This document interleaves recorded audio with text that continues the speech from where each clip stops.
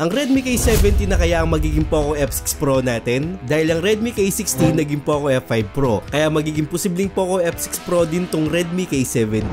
Tara pag-usapan natin at anong makukuha natin sa Redmi K70. Meron tong OLED display with 120Hz na refresh rate, napakalakas ng chipset na Snapdragon 8 Gen 2. Sa camera, sasabihin ko na agad sa inyo na napakaganda ng camera nito at meron tong OIS. Kaya samahan nyo ako sa video ito, tignan natin yung temperature, actual frames per seconds ng mga games nyo at marami tayong pag-uusapan dito sa Redmi K70. Kaya sa mga bago pa lang sa channel ko, huwag nyo kalimutan mag-subscribe at pinutin yung bell icon para sa mga ganitong unboxing reviews, bagong kaalaman at katarantaduhan sa channel na to.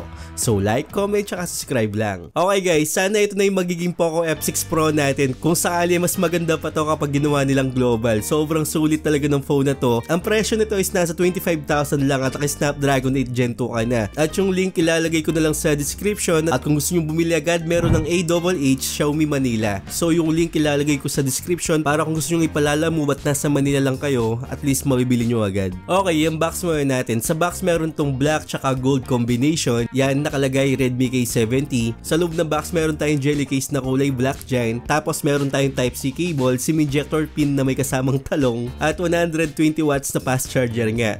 So dismayado ako dito sa charger niya kasi yung mga nakaraan na ng box ko sa inyo, parang gun charger yun at hindi siya masyado mainit kapag nag-charge tayo. So dito para siyang regular na charger lang o ang tawag nila is the silicone charger nga. So meron tayong 120 watts dito, at least mabilis-bilis na to. Wala pa isang oras, so parang nasa 20 minutes pa lang full charge ka na. So meron tong ganito. At yun yung mga kasama niya sa box. At ang nakuha nating kulay dito is kulay black. Hindi siya fully black talaga. May naglalaro dito ng holographic effect. Tapos kapag ginawakan mo, medyo magaspang siya. Pero kapag dahan-dahan mo siyang hinahawakan, para siyang makinis, parang ganun. Pero kapag mabilis, may gaspang talaga siya. At napakakulit ng back panel nito, para siyang alon sa dagat. Parang ganun yung nakikita ko dito. Then may nakalagay ito Redmi. Kung magiging Poco to, syempre magiging logo niya Poco din. Then sa camera module meron tayong 4 na bilog dyan. Sa bilog na yan, 3 lang yung camera dyan. Yung 50 megapixel na OIS niya, 8 megapixel na ultra wide, tapos yung walang kwentang 2 megapixel macro. At yung last na bilog dyan, yung flashlight natin. So medyo may kalakihan yung camera module nito at parang kalan siya, parang ganun o burner siya.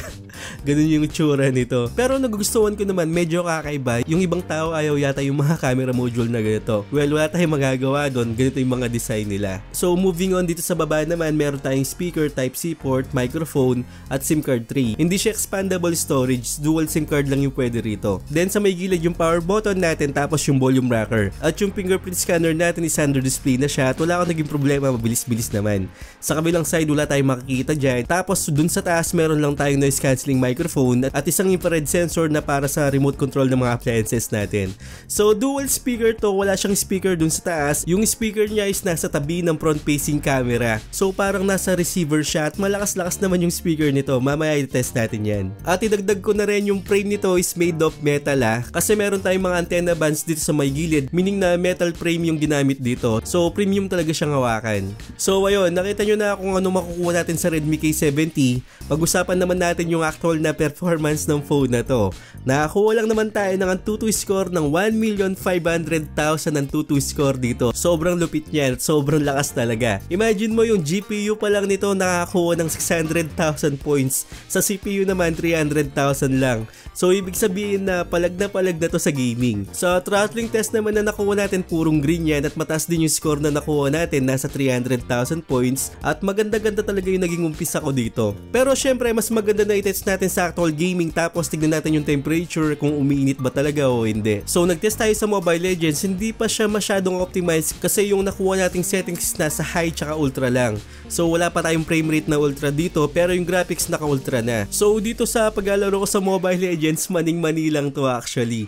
Talagang nasa 60 frames per second siya at hindi siya bumibitaw doon. Siguro nasa 15 minutes ako naglalaro dito at hindi naman masyadong heavy graphics talaga tong Mobile Legends, lalong-lalo na yung frame rate natin is nasa high lang. Sabi ko nga kanina, kapag na-optimize na to, magkakaroon na tayo ng mga ultra dito at kailangan pa natin maghintay ng konti at konting panahon pa para ma-optimize na yung mga laro na to. Pero sa mga ibang tinest ko na games, parang Mobile Legends lang yung missing na ultra dito. Samantalang sa mga ibang games talagang nakakuha ko ng mataas na mga graphics doon. So dito paikot-ikot to ng mga 58 to 60 frames per seconds at talagang playable siya. At pagkatapos ng isang laro, ang nakuha ko lang temperature dito dahil nasa 60 frames per second siya, 38 degrees Celsius lang yung nakuha natin dito. At tignan ko rin yung temperature ng back panel niyan at nakakuha rin ako ng 38 degrees Celsius dito, which is malamig-lamig na yan para sa Mobile Legends. At normal talaga yan kasi hindi tayo nakakuha dito ng 120 frames per seconds. Nasa 60 frames per seconds lang tayo. Pero sa nakuha ko, okay na kasi 38 lang yung nakuha natin temperature, diba? So wala namang sinabi talaga yung Mobile Legends pagdating sa mga ganitong chipset. Yung Snapdragon 8 Gen 2, alam naman natin na malakas talaga yan. Siyempre, i-test natin to sa Genshin Impact. Nasa high settings tayo dito. Well, sa paglalaro ko dito, nakatulong dito yung game turbo niya. As in, gumagana naman yung game turbo niya although hindi siya updated. Pero nilagay natin sa ultimate mode. Diba iba yung pangalan dati nito? Hindi siya ultimate mode eh. Parang performance mode siya, parang ganun. So yun yung napansin ko na nagbago dito sa game turbo niya.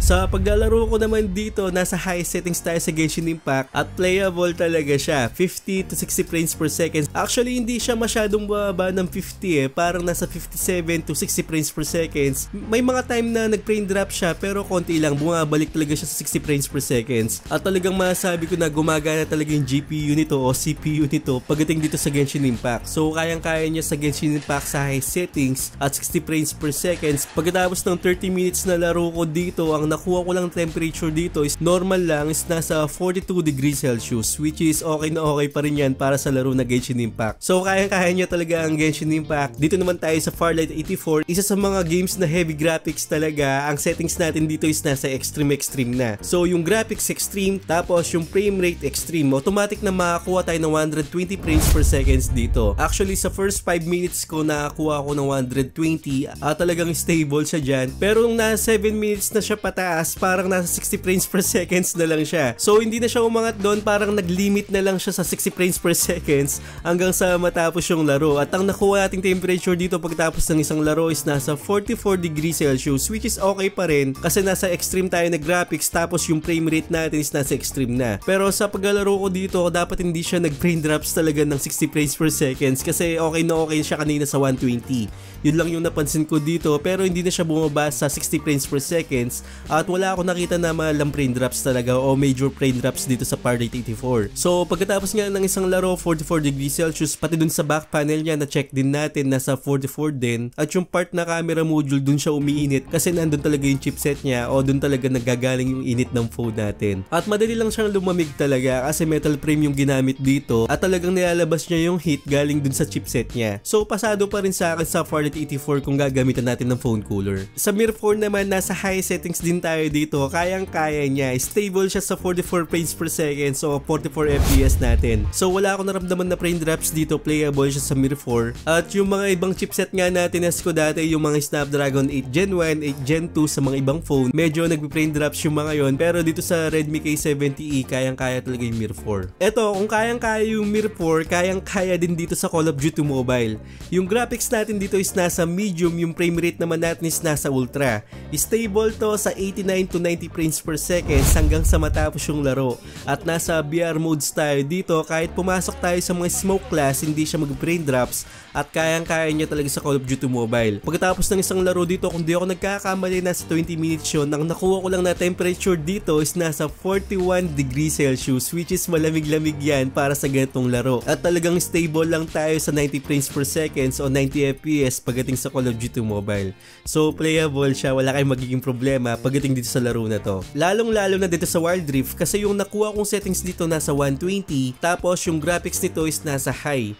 Stable to ng 120. Kung bumaba man ng konti, nasa 110, mga ganun, hindi siya talaga nag-frame drops na malala. Kayang-kaya niya talaga kahit may clash, kahit anong bugbugan na nangyayari sa background, okay na okay pa rin. Hanggang sa matapos yung laro, talagang stable siya sa 120, 110, mga ganun. Paikot-ikot lang siya dyan. Then nagulat ako nung nakita ko yung temperature nito pagkatapos ng isang laro. Kung di ako nagkakamali, nasa 15 to 20 minutes tong laro na to. Ang nakuha ko lang na temperature dito is nasa 39 degrees Celsius lang. So malamig-lamig yan para sa laro nito at talagang maning-mani lang yung mga Wild Rift, mga Mobile Legends, talagang kayang-kaya. At kayang-kaya rin naman dito sa PUBG Mobile, ang graphics natin dito is nasa balance. Tapos yung frame rate nito is nasa extreme. Ito naman hindi ako nakakuha ng mataas na frames per seconds pero stable siya sa 60 frames per seconds hanggang sa matapos yung laro. Ganyan yung makukuha natin dito. Then sa Punishing Grey Raven naman kayang-kaya rin sa high settings.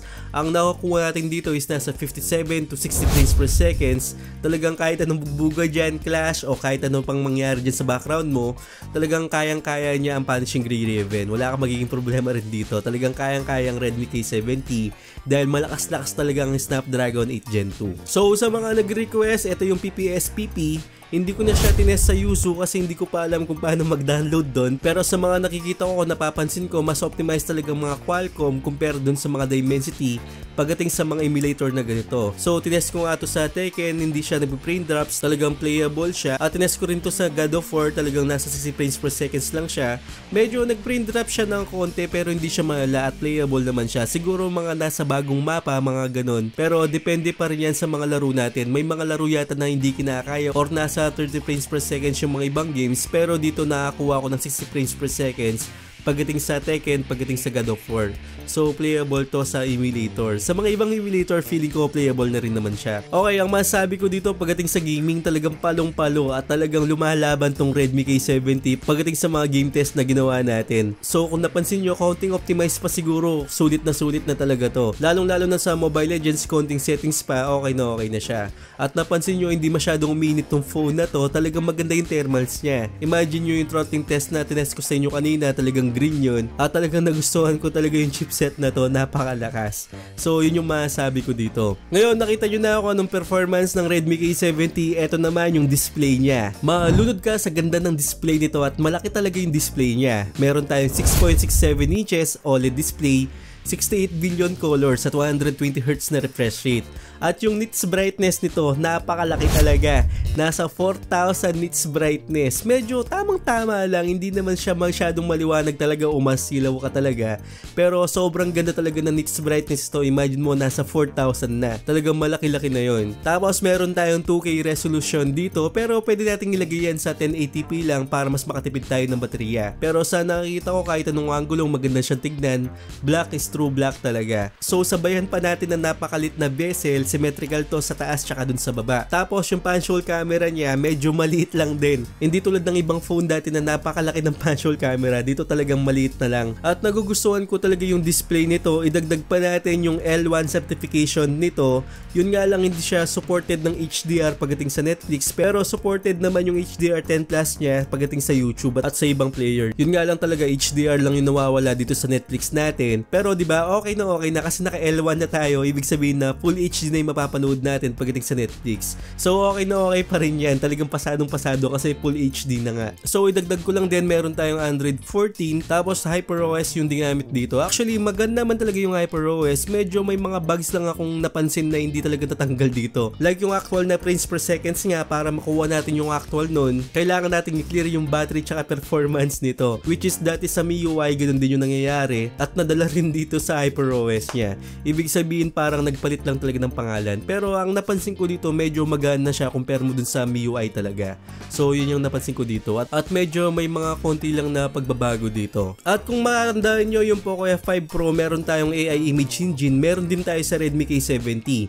So meron tayong super resolution, meron tayong AI image enhancement, HDR enhancement at saka yung MEMC features na magpapay-smooth sa mga video natin. At kung yung pinapanood nyo is 30 frames per second, kapag inactivate natin yon, magiging smooth na siya to 60 frames per second. So ganun kalupit yung MEMC features na to. At makita lang natin to sa mga flagship na phones talaga. So yun yung maganda dito. Kung tatanungin nyo kung nag-upgrade ba talaga kung ito yung magiging Poco F6 Pro natin, actually oo. Talagang mas malaki yung pinagbago nito compare sa Poco F5 Pro kung ito yung magiging Poco F6 Pro natin, kasi meron na tong metal frame tapos malamig-lamig na rin pag ito sa gaming. Hindi ko naman sinasabing mainit yung Poco F5 Pro pero mas malamig to compare ko doon. So mas maganda talaga to at nakita nyo naman na mas malakas talaga. So yun yung napansin ko dito. Yun nga lang yung missing dito yung wireless charging, wala tayong ganun dito. Compare sa Poco F5 Pro na meron tayong wireless charging doon. Pero hindi ko masyadong ginagamit dati yun. Kasi 30 watts lang yun, hindi siya ganun kabilis kaya hindi masyadong ginagamit.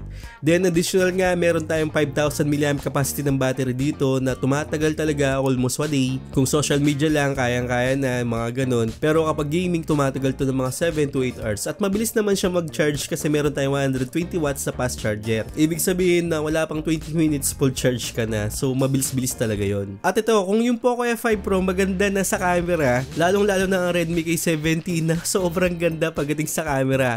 Masasabi ko na sobrang ganda talaga kasi yung nakikita ko dito is neutral siya. Hindi siya oversaturated, hindi siya overexposed. Talagang saktong-sakto lang talaga. Maganda pa rin yung kulay lalong-lalo na sa outdoor kung tamang-tama yung timpla ng araw. Talagang makukuha mo yung tamang timpla dito at makukuha mo talaga na i-upload mo na lang. Yung details na rin yung details, hindi siya masyadong warm unlike sa Poco F5 Pro dati na medyo warm yung nakukuha ko doon. Pero dito, neutral talaga yung makukuha mo at maganda yung kulay talaga. Pero ang napansin ko dito, dun sa green tsaka sa red, medyo may konting saturation.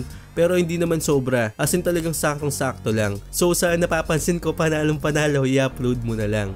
Lalong-lalo na dito sa video, meron tayong 4K at 60 FPS at pwede nating ilagay yan sa 8K at 24 FPS. Pero matako sa storage yun at hindi naman tayo gumagamit talaga ng 8K dito. Siguro pagdating ng araw siguro. Pero dito, gagamitin natin yung 4K at 60 FPS. Napaka-stable ng camera nito, as in panalong-panalo. Kung ano nakukuha mo talaga sa personal, yun yung makukuha mo. At kahit na maglakad tayo dyan, gumagana yung OIS nito, kung mapapansin nyo yan, hindi masyadong maalog. Saktong-sakto lang talaga.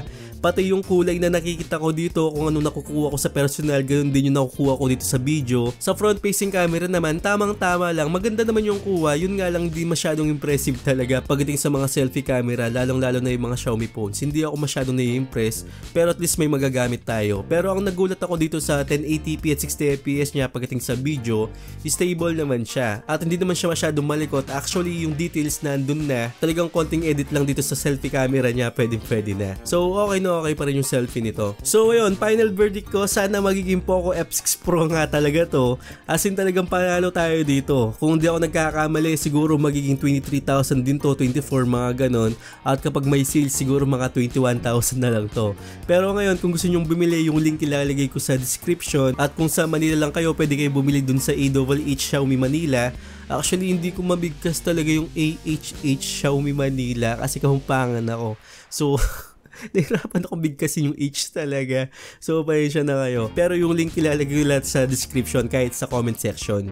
Ito yung final thoughts ko dito. Napakasulit talaga ng phone na to para sa Snapdragon 8 Gen 2. Hindi siya mahal para sa 25,000. Sulit talaga yan. Yan yung pangalawang malakas na Snapdragon talaga. Diba yung Snapdragon 8 Gen 3 na bago ngayon, ito yung pangalawa. Actually, sulit na to sa 25,000 kung ako yung tatanungin. Kasi yung ginamit na chipset dito nasa 50,000 sa ibang phone. 50, 60 mga ganun. Nasa Samsung S23 Plus, diba? So dito panalong-panalo na, naka metal frame na tayo, malakas yung chipset, malakas ang GPU, CPU. So okay na yun, tamang-tama yung presyo talaga. So I hope na nakatulong ako sa inyo at huwag niyo kalimutan mag-subscribe sa channel ko at hit yung bell icon para sa mga ganitong unboxing reviews, bagong kaalaman at katarantaduhan sa channel na to. So once again, this is Paul.